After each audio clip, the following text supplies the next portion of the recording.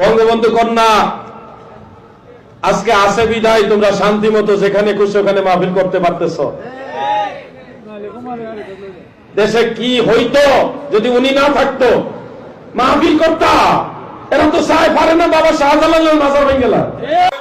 হাজার বছরের শ্রেষ্ঠ বাঙালি, বীর বাঙালি বঙ্গবন্ধু শেখ মুজিবুর রহমান, তিনিও কিন্তু সুন্নি ছিল, ওয়াহাবি না।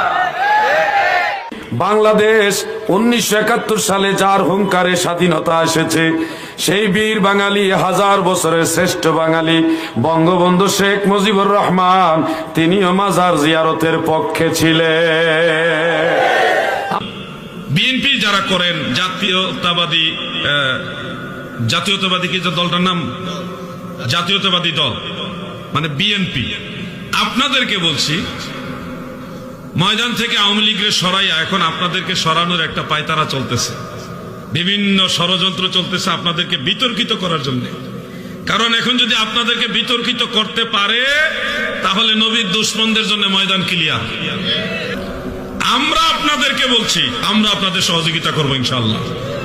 আমরা আপনাদের সাথে অবশ্যই সহযোগিতার হাত বাড়াবো।